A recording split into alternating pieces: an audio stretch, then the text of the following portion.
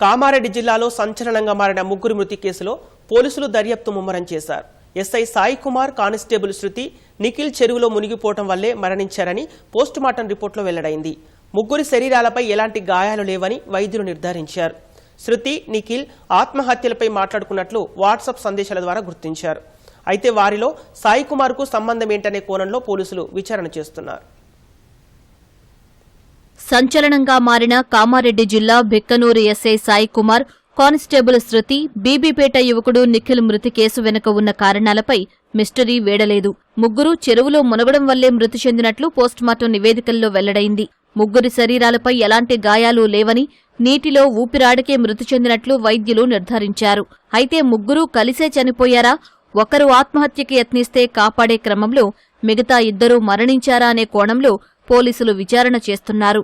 ముగ్గురి సెల్ఫోన్లు 25న switch off అయినట్లు గుర్తించిన పోలీసులు భిక్కనూరు ఠాణా నుంచి వారు మరణించిన అడ్లూరు ఎల్లారెడ్డి చెరువు వరకు దారి పొడవునా ఉన్న సీసీటీవీ ఫుటేజ్ను పరిశీలిస్తున్నారు.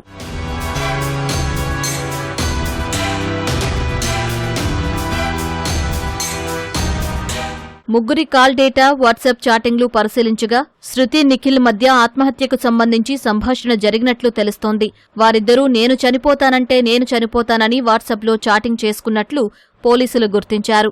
ఆత్మహత్య చేసుకోవాలనుకున్న విషయాన్ని ఎస్ఐ సాయి కుమార్తో చర్చించినట్లు తెలుస్తోంది. అయితే సాయి కుమార్కు చెందిన 3 సెల్ఫోన్లలో 2 అన్లాక్ అయి ఉన్నాయని, వాటిని పరిశీలించిన తర్వాతే మిగతా విషయాలు తెలుస్తాయని పోలీసులు తెలిపారు.